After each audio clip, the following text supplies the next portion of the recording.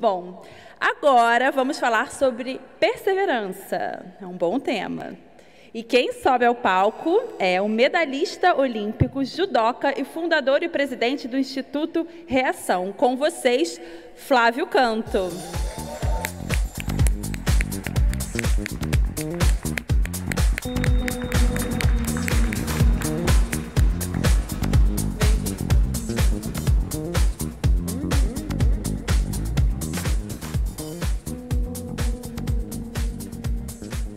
Boa tarde, boa tarde. Se a Amaral me falasse que tinha tanta gente, eu acho que eu ia amarelar, Amaral. Caramba, que legal. Que honra estar aqui, gente, diante de tantas pessoas transformadoras aí. A gente está no mesmo barco, né? Tentar mudar a educação do país. Bom, eu vou começar aqui, eu acho que a melhor maneira de começar a me apresentar aqui, eu vou mostrar rapidamente aqui o nosso manifesto da melhor parte da minha vida, aí depois a gente entra um pouco no nosso tema, no bate-papo de hoje. Posso rodar aqui, gente? Está aqui na minha mão? Tenho poder? Este que está na minha frente não é meu adversário. Não é contra ele que eu luto. Eu luto contra as estatísticas que dizem que meu futuro já está definido. É contra essa ideia que eu reajo. É contra essa ideia que eu reajo. É contra essa ideia que eu reajo. Por quê? Porque essa faixa na minha cintura diz justamente o contrário. Ela diz que eu posso sim ser o que eu quiser. Que eu consigo sim vencer qualquer dificuldade. A verdadeira luta, meu amigo, não é dentro do tatame, é fora dele. É fora dele. Quero ver você me derrubar. Caiu? Levanta, Rio de Janeiro. Eu vou reagir. Você vai fazer o quê? Reaja, Rocinha. A gente vai reagir. Você vai fazer o quê? Reaja, Rio de Janeiro. Sou forte. Vem reagir comigo. Reaja, Tubiacão. Reaja, Cidade de Deus. Eu vou reagir. Reaja, Deodoro. Reaja, Gamboa. Reaja, Brasil. Reaja, Brasil. Vem reagir com a gente.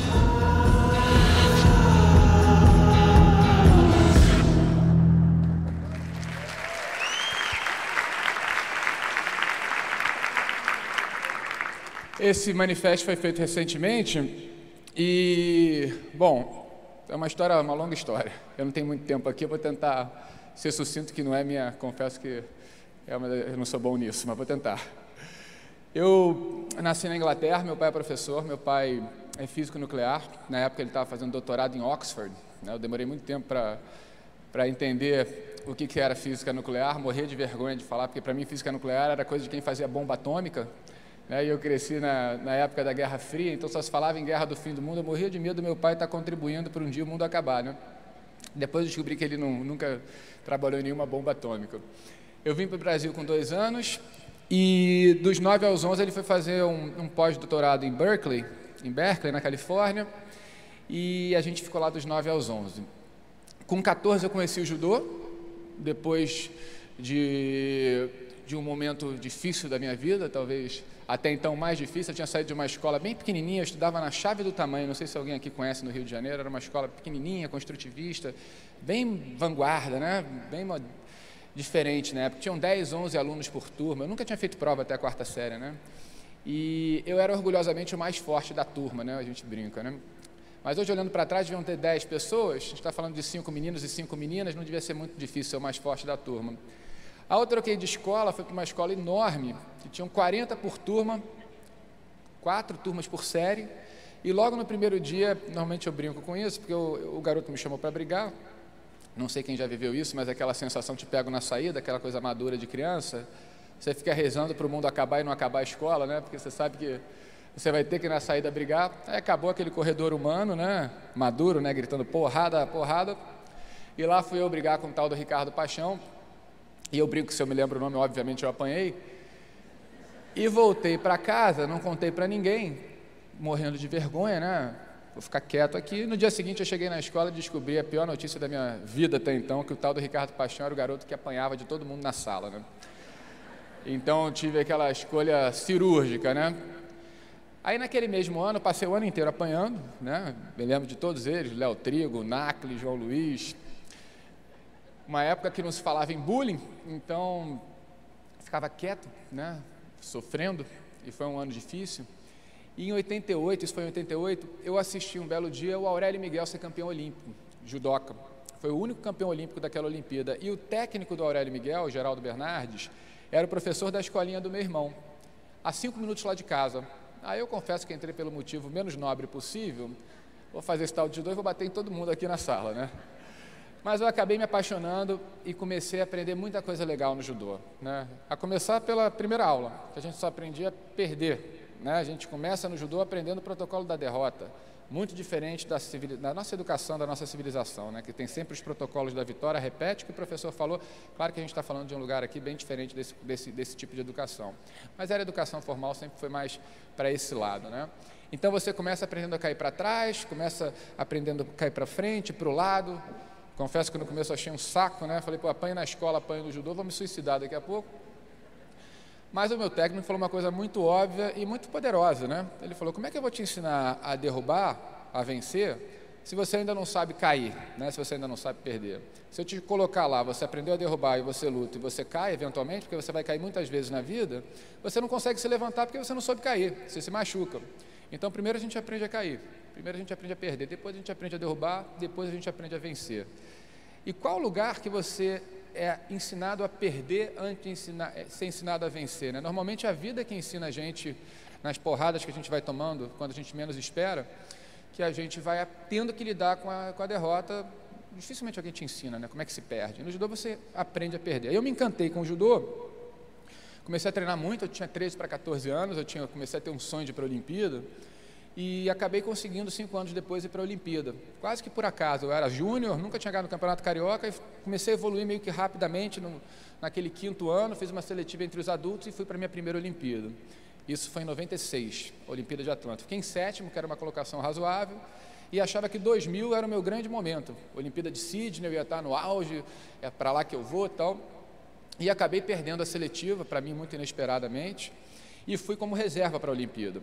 E quando eu voltei da Olimpíada, né, muito triste, a gente ficou 3 semanas lá de sparring, né? Naturalmente momentos de grande dor, você reflete muito sobre tudo que você já viveu. Eu comecei a achar que era o momento de colocar em prática algo que eu tinha crescido sempre, talvez pelo privilégio que eu tinha de ter um poder de comparação maior do que os meus amigos. Eu tinha nascido fora, tinha morado fora, viajava com frequência para fora do país, para países mais desenvolvidos do que o nosso, especialmente do ponto de vista de justiça social, né? De desigualdade, menos desiguais. Então, sempre que eu voltava para o Rio, né, ao mesmo tempo que cresci naquela década de 90, que teve Vigário Geral, Chacina da Candelária, Ônibus 174, né, crescimento de novas facções, ADA, Terceiro Comando, tinha Comando Vermelho já, milícia começa a surgir, Jogo do Bicho. Aqui a gente tem a facção de poder público, né, políticos também. Então eu cresci com muita vontade de fazer alguma coisa e comecei com 2 amigos, um deles aquele ali, que ele adora aparecer, o Nando, ele é mais tímido, aí, pode acender a luz ali nele, aquele dali, ó. Levanta o dedo aí, não. Obrigado. Primeiro, ele odeia participar, estou uma pegadinha com ele. A gente começou a fazer algumas ações com alguns amigos, né, ia nas ruas, obrigado aí, Luiz, não sabia nem que tinha essa possibilidade. Começou a fazer algumas ações pontuais assim ao longo do ano, né? Ia no orfanato, levar chocolate na Páscoa, fazia um treinamento para arrecadar alimento e distribuir em algum lugar. E talvez a ação mais famosa nossa, conhecida do grupo, a gente se encontrava lá em casa na noite de Natal, 1h, e depois ia distribuir coisa na rua, né? No começo era muito legal, segundo ano também, no 5º ano que foi esse ano da Olimpíada, éramos talvez uns 10 carros abarrotados de mantimento, e a gente começou a distribuir. A gente normalmente fazia o circuito ali, Zona Sul, Lapa, Centro, e voltava, né, da Barra, a gente morava na Barra. E esse ano, quando a gente chegou em Copacabana, já tinha acabado tudo. A gente olhou, não tinha mais nada para dar, um ano que eu não imaginava que isso fosse acontecer, e ainda tinha um monte de família na rua, né? Criança, neném, aquela coisa toda na noite de Natal, né? Papai Noel definitivamente não existe. E voltando para casa, né, muito triste, eu entendi que aquele movimento todo não fazia mais sentido, que a gente precisava fazer uma coisa mais forte, mais consistente, que de fato mudasse vidas, né, e a gente pudesse começar a contribuir para uma mudança de mundo que a gente queria ver, especialmente nessa cidade doida que é o Rio de Janeiro, né, que não tem como você se esconder dessa opulência e miséria nos mesmos espaços, numa cidade com montanha, então não tem como fechar os olhos. Então, quando eu voltei de Sydney, eu achei que era hora de fazer isso, não sabia muito bem o que fazer, pensei num programa de alfabetização, a gente chegou a desenhar, mas nunca saiu do papel, falei, vou começar a dar aula de judô e ver o que acontece. No fundo, o judô era o que menos me preocupava em ensinar judô. Eu achava que através do judô a gente pudesse ensinar coisas que eu tinha aprendido, né? Eu ganhei autoestima, eu ganhei coragem, eu consegui, sem perceber, me dar bem com todo mundo na escola depois de passar um ano sofrendo bullying. Vamos ver o que acontece. Comecei a dar aula de judô na Rocinha, né? Foi a primeira vez que eu subi o morro, a gente está falando de 2000, uma época que não tinha internet, então era um mundo muito mais apartado, né? A internet é um movimento de inclusão e de aproximação social, cultural muito grande, que ainda não existia. Me lembro de chegar lá, a gente dava aula do lado de uma boca de fumo, né? O pessoal pó 10, pó 20, aquele mundo completamente diferente do que eu vivia. E comecei a perceber muito rapidamente que o que a gente fazia no judô era muito maior do que os golpes que a gente ensinava. A garotada melhorava na escola, melhorava em casa, e acabei descobrindo, talvez da pior forma possível, talvez não, da pior forma possível, que a gente tinha encontrado uma ferramenta poderosa. 2 alunos nossos de 16 anos, o Diogo e o Vinícius, foram num baile funk numa outra favela de São Carlos, e quando chegaram lá foram identificados como moradores de uma facção rival, né, de uma favela de uma facção rival. Eu não me lembro se era Comando Vermelho na época, que isso aí vai mudando, mas só por serem de uma facção rival, embora não fossem do movimento, de um lugar geográfico de uma facção rival, foram pegos, foram para aquele tribunal, torturados, chegaram a cortar todos os dedos de Vinícius, e no final atiraram os dois, o Diogo fingiu de morto e o Vinícius morreu. E foi o primeiro enterro, depois de alguns, infelizmente a gente teve que ir, que eu fui. Eu tinha uns 26, 27 anos, e quando a gente chegou, a imagem mais forte que eu tive foi antes de fecharem o caixão do Vinícius, um outro aluno botou uma camisa do Reação no peito do Vinícius, né? Então ali naquela dor eu entendi que a gente tinha encontrado algo muito poderoso, né? Que dava autoestima, pertencimento, tudo aquilo que muitas vezes é o que falta e faz com a criança de 11, 12 anos vá para aquele outro caminho. A gente está 19 anos já nessa história, então a gente já viu de tudo, e a maioria das vezes os donos de morro são caras que começaram lá com 11, 12, 13 anos, né? Muitas vezes porque iam atrás desse sentimento de pertencer a algo. Aí eu nunca mais tive dúvida que o judô era muito poderoso, né? A arte marcial era muito poderosa, e a partir dali a gente começou a pensar como é que a gente desenvolve um programa, né, para a gente fortalecer, né, o nosso mantra lá é lutar contra essa falta de oportunidade na largada, essa desigualdade de oportunidade na largada tão recorrente, tão cruel do nosso país, né? Vamos inverter estatísticas que dizem que o futuro é definido pela origem de cada um, né? A gente trabalha muito a frase passado não é destino, e vamos formar faixas pretas dentro e fora do tatame, né? Especialmente fora do tatame. Supostamente, se ele chegar na preta dentro do tatame, se ele tiver um programa pedagógico especial de desenvolvimento de habilidades socioemocionais, ele vai chegar na faixa preta fora do tatame também. E aí a nossa missão passou a ser, desde então, fortalecer esse programa de habilidades socioemocionais dentro do tatame. Então, o que a gente fez hoje, né, o que a gente está fazendo, posso voltar aqui para o... A gente fez uma tradução literal do princípio mais importante do judô, só para vocês falar, o judô foi um esporte, foi uma arte marcial criada em 1882, 6 anos depois de oficialmente serem extintos do Japão a classe dos samurais, né? A abertura do esporte, Japão fechado há 200 anos, na era Meiji, né? Os americanos, quem viu O Último Samurai com Tom Cruise vai se lembrar, os americanos chegam no Japão, ganham dos samurais, né? Aqueles magrinhos com arma de fogo são mais poderosos que os samurais guerreiros com aquelas espadas. Os samurais são humilhados e o imperador Meiji ele resolve fazer um movimento de importar tudo que era cultura ocidental, tentando se desenvolver mais rapidamente, não ser uma China, né? A China colonizada pelos britânicos. Ele falou, a gente tem que fazer um movimento de evolução, de crescimento mais rápido, tanto que logo no começo do século seguinte, né, a primeira vez que uma potência asiática, né, naquela fase, ganha de uma potência ocidental, né, a guerra contra a Rússia, enfim. Os japoneses eles fazem esse processo de evolução rápida, e o Jigoro Kano funda o judô 6 anos depois, querendo, já estão importando tudo que é de fora, vamos fazer um movimento para exportar o que é de legal do Japão. Então ele pega o que tinha do Bushido, né, a classe dos samurais, Bushido é o código do guerreiro, código do samurai, e resolve desenvolver uma arte marcial que já na nomenclatura mostrasse a sua intenção, né? Judô é caminho suave, E esse caminho, obviamente, era um caminho que não se restringiria ao tatame, iria para fora do tatame também. E o Jita Kyoei é o princípio mais relevante do judô. A tradução literal é benefício e prosperidade mútua. Só que não é muito palatável, né? Benefício e prosperidade. Paula, tudo bem? Não tinha visto aí. Benefício e prosperidade mútua. E a gente resolveu traduzir, a Paula já conhece a gente há muito tempo, né, Paula? Já era bagunçado, né? Mas melhorou agora. E a gente traduziu benefício e prosperidade mútua por construir, conquistar e compartilhar. Então, o que a gente fez hoje, esses são os valores atuais. Uns eu não gosto muito, a gente vai mudar agora. O pessoal, só toda hora eu quero mudar, o pessoal fica desesperado. Mas a primeira fase a gente trabalha com coragem, humildade, disciplina, né? Eu prefiro consistência do que disciplina, acho disciplina meio careta.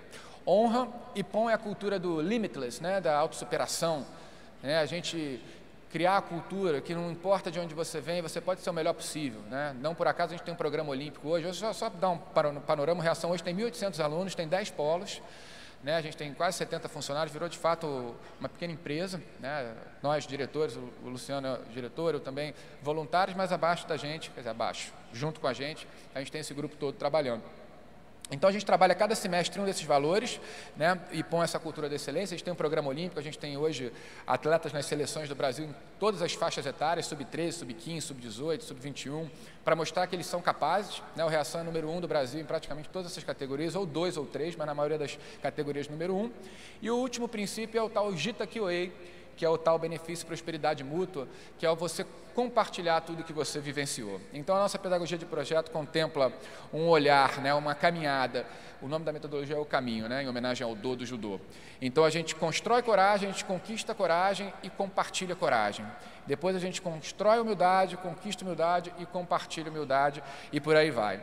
A gente desenvolveu um kimoninho, né, que a gente tem os pets, né, no kimono, cada um representa um desses valores, e conforme a criança ela vai evoluindo, né, ela vai passando pelo programa, ela vai colorindo o kimono, né? Um caminho completo demora 3 anos, aí depois vem um novo caminho com uma nova cor, são as insígnias aí do caminho que ela vai construindo.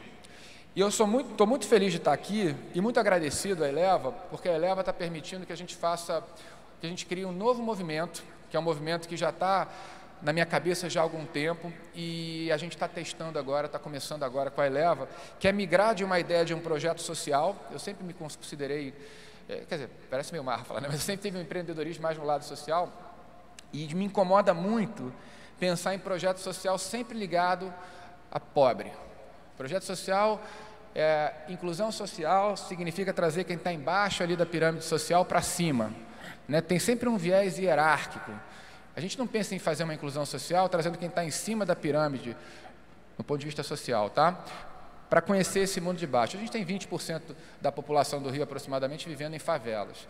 Esses 80% é como se não precisassem conhecer esses 20%, porque esses 20% não têm valor. Então, o que aconteceu comigo, com o Luciano e com todos os meus amigos que embarcaram nesse movimento, a gente viveu uma inclusão social, digamos, às avessas, que construiu e transformou a nossa vida. A gente vai para a Rocinha achando que vai ensinar e volta para casa aprendendo muito mais do que ensinou e começa a se perguntar quem é que está sendo transformado, quem é que está sendo incluído aqui. Então, a gente matou essa expressão inclusão social, hoje a gente fala em integração social, que eu acho que é muito mais adequado, e a gente está migrando de um projeto social para um projeto de sociedade. Essa é a nossa intenção, né?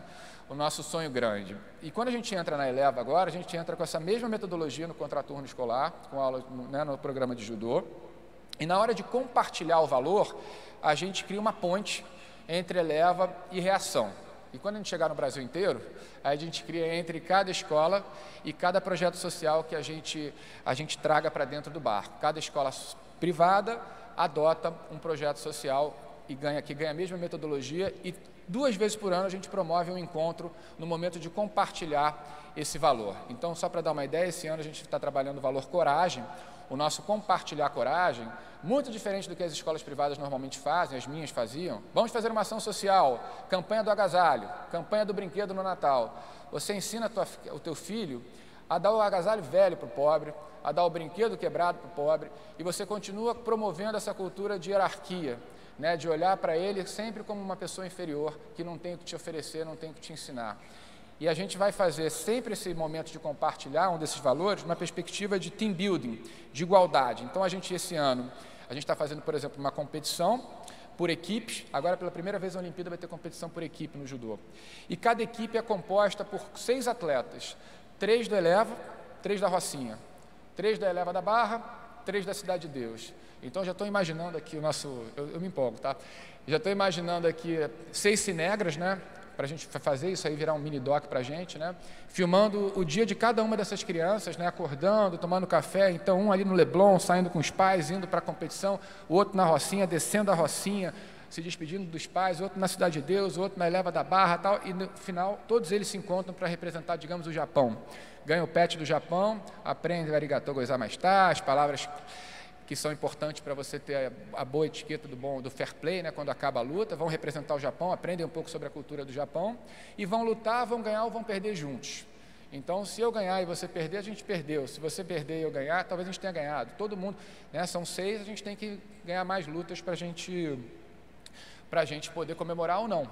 E eu acho que esse processo de ganhar e perder é extremamente importante para a gente trabalhar na cabeça da criança. E como todas as modalidades que tem dor, né, dor é caminho, né, elas pressupõem um convencimento, um ensinamento que para a criança entender, para o jovem entender e para a gente também que luta, que o nosso maior adversário é o que está dentro da gente. A gente quebra um pouco esse paradigma de competição do outro ser o meu adversário. O adversário está aqui dentro, né? Então a gente está o tempo inteiro trabalhando com essas grandes emoções. Né? Quando a gente vai falar de coragem, por exemplo, a gente tem que primeiro começar a conversar sobre medo. O medo de uma criança de 4 anos é completamente diferente do que o medo de um jovem de 16. Então a gente vai pelas etapas, né, da ousadia, de enfrentar o medo, do enfrentamento e, enfim, da coragem. E quebrando essa ideia de que machista, né, de que o corajoso é o que não tem medo, né? Eu acho que corajoso é quem entende o seu medo, e a gente lida com isso com frequência no esporte, né, um laboratório de emoções permanente. Por isso que eu gosto muito da cultura da competição, diferente de outros projetos que evitam a competição.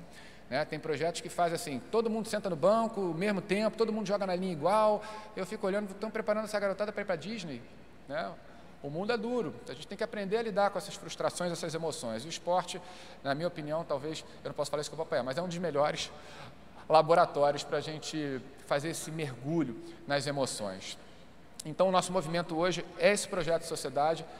Amaral, Eleva, obrigado por permitirem que a gente consiga fazer esse nosso piloto e mais ambiciosamente a ideia é depois de levar isso um programa para a educação física escolar, usando a educação física da escola privada, fazendo a ponte com a escola pública. Né? As escolas privadas não se comunicam com as escolas públicas, os ricos não se comunicam com os pobres, a gente vive num mundo cada vez mais apartado.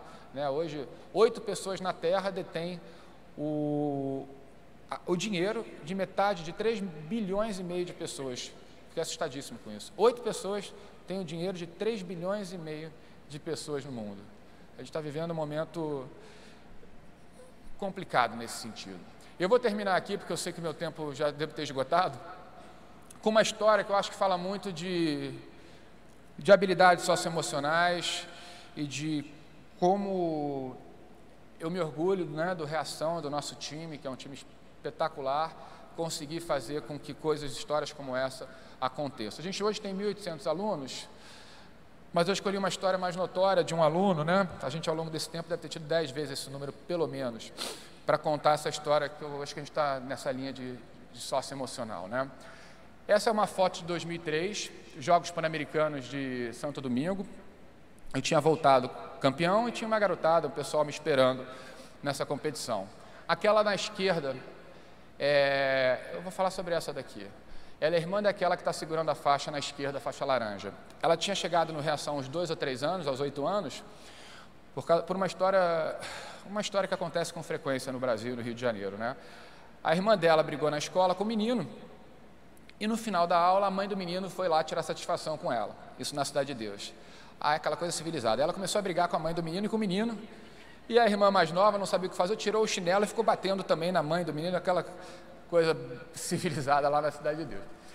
Aí as duas voltaram para casa, né, depois dessa briga, imagino que de mãos dadas, né, na minha poesia aqui, e à noite chega a mãe do menino, o menino e o pai do menino. O pai do menino era o gerente da Boca de Fumo ali da região. E chegou e falou para eles, olha, amanhã até meio-dia eu quero vocês fora daqui. E na favela, se alguém fala para você ir fora daqui amanhã até meio-dia, ainda mais ser o gerente da Boca de Fumo, você tem que ir. O pai, um motoboy desempregado, a mãe esquizofrênica, paupérrimos, saíram para uma outra favelinha, num quartinho minúsculo, que coincidentemente era em frente ao polo do Reação, onde o Geraldo Bernardes, o meu técnico, que tem 7 Olimpíadas, o Bernardinho do judô, dava aula, que é aquele ali da direita. O Geraldo logo no começo falou, chegaram 2 irmãs aqui que são poderosas. A Raquel foi a primeira campeã do Reação, foi campeã pan-americana aos 15 anos, aos 16 teve uma filha, ficou grávida com 15 para 16, ali a gente entendeu que o buraco era muito mais embaixo, perdeu muito tempo, depois ela voltou para a seleção, a Carolzinha hoje está com 12 anos, e hoje a Raquel, olha que coisa legal, ela é formada, é professora do Reação e agora ela é professora do time principal das meninas e a professora é técnica da irmã dela, hoje em dia. E a irmã dela foi campeã mundial aos 16 anos, júnior, lutando com atletas até 20 anos. E em 2012, em Londres, vocês devem se lembrar dessa história, ela perdeu a segunda luta e quando ela voltou para o quarto, quando ela abriu as redes sociais, ela sofreu um massacre virtual, né? Frases do tipo, volta para o zoológico, lugar de macaco é na jaula, você é uma vergonha, você é isso, você é aquilo. E ela ficou destruída. E quando ela voltou para o Brasil, ela anunciou para a gente que ela nunca mais ia botar kimono na vida. Que ela falou que nunca mais queria correr o risco de sentir aquela dor que ela tinha sentido depois de ler tudo aquilo que escreveram para ela. A gente começou a trabalhar, o Geraldo desesperado, né, todos nós, e começamos a trabalhar com ela. A gente tem uma coach que começou a conversar muito com ela e fez uma pergunta que para ela foi muito importante. Perguntou, olha, daqui a 4 anos tem uma Olimpíada no Brasil, a 10 minutos de onde você cresceu, da Cidade de Deus. Você se imagina daqui a 4 anos assistindo essa competição, sem ter pelo menos tentado fazer parte dessa competição? Aí ela saiu do treino, né, do treino da conversa. 2 dias depois ela voltou com uma tatuagem com os aros olímpicos e uma frase, ninguém sabe o quanto eu sofri para chegar até aqui. E 4 anos depois, aí eu acho que é onde eu encerro aqui a minha conversa de hoje, né, e eu não tenho dúvida que essa reconstrução dela se deve muito a toda a bagagem, né, que ela foi recebendo ao longo do tempo, né, nesses programas e na força que a gente e que o esporte tem em geral para transformar emocionalmente uma pessoa e para reerguer uma pessoa depois de uma paulada como essa, né? Aí é uma história que é conto de fadas, né, para mim um dos mais bonitos que eu já vi. Ela foi a primeira medalha de ouro na Olimpíada do Rio de Janeiro. Eu vou terminar com essa imagem aqui que eu acho que resume melhor do que qualquer outra coisa que eu estou falando aqui do que eu acredito.